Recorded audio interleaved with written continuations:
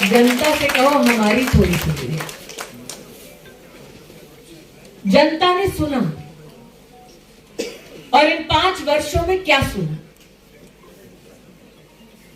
आज इस कार्यक्रम में मेरा सबसे पहला आग्रह मीडिया के मित्रों को रहा कि आप जनता और हमारे बीच ये संवाद एक अनुशासित तरीके से होने दें।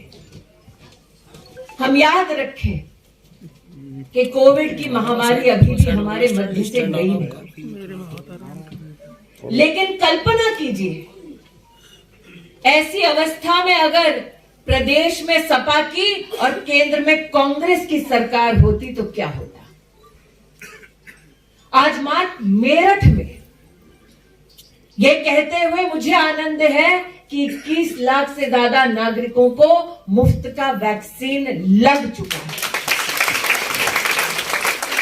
यहां कितने डॉक्टर्स हैं, स्वास्थ्य क्षेत्र के कितने ऐसे महानुभाव उपस्थित हैं जिन लोगों ने अपनी जान को जोखिम में डालकर जनता की, समाज की सेवा की ताकि हम एक एक व्यक्ति का संरक्षण कर सकें।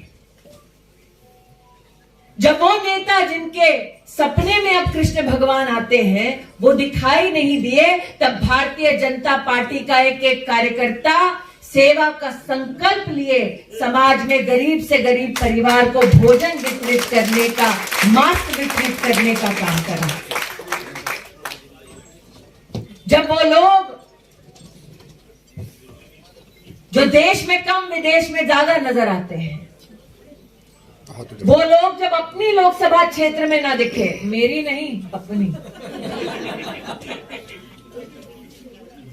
वो लोग जब अपनों के बीच में नहीं दिखे, तब प्रदेश के मुख्यमंत्री गांव-गांव गरीब परिवारों के मध्य में जाकर हाथ जोड़कर पूछ रहे थे कि बताइए इस महामारी में आपका और कैसे संरक्षण करें।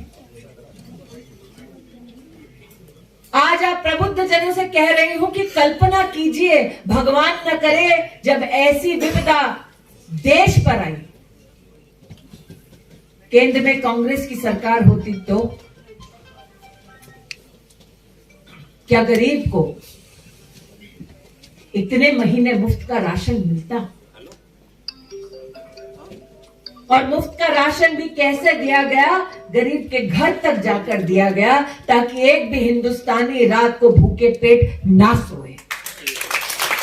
मात्र मेरठ की नहीं, उत्तर प्रदेश की नहीं, बल्कि देश भर में 80 करोड़ नागरिकों को घर तक अनाज देना, यह कोई साधारण व्यवस्था नहीं।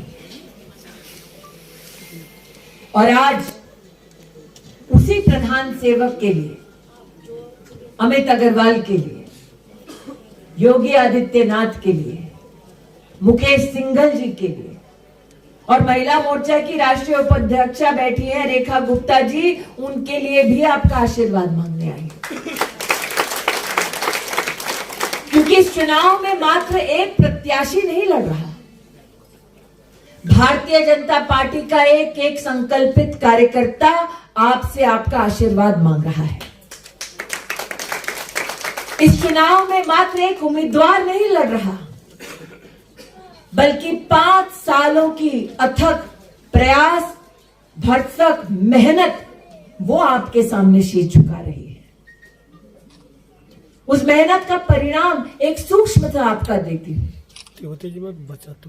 एक तरफ इस चुनाव की रणभूमि में आप देखते हैं कि सपा का नेता कहता है कि चुन चुन कर बदला लेंगे, और दूसरी ओर अगर इतिहास के पन्ने हम पलटे तो ये वही पश्चिम उत्तर प्रदेश है जहां बेटियों की लाज बचाने के लिए भाइयों का खून बहाया गया।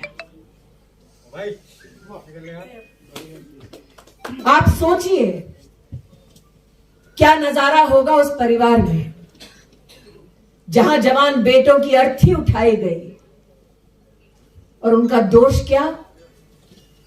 मात्र अपनी बहन की लाज बचाना चाहते थे। यह सपा का नेता क्या बदला लेगा इस जनता से, जिस जनता ने जवान बेटों की अर्थियों को उठते देखा है? इसलिए आज आपसे अमित अग्रवाल जी के लिए नहीं, आपके लिए सवाल करने आई हूं।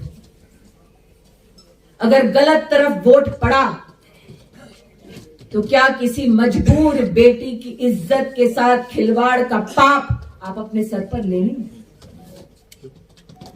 अगर गलत जगह वोट पड़ा तो किसी जवान बेटे की अर्थी उठाने का बोझ हम सह पाएंगे? इस पुण्य धरती पर अपना आशिया बनाने वाले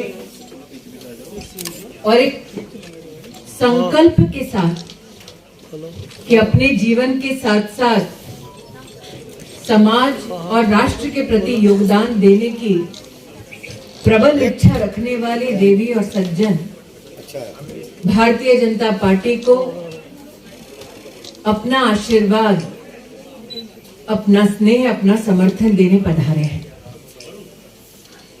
इस सुसज्जित मंच की ओर से आप सबके चरणों में मैं प्रणाम करती हूँ। आपकी उपस्थिति में आपका वंदन एवं अभिनंदन करती हूँ। आज इस प्रांगण में आने के बाद प्रदेश का बच्चा बच्चा जानता है कि कानून अगर तोड़ोगे तो भारतीय जनता पार्टी की सरकार तुम्हें पुलिस की गिरफ्त में लेकर जेल के पीछे सजा कटवाने पर मजबूर कर देगी।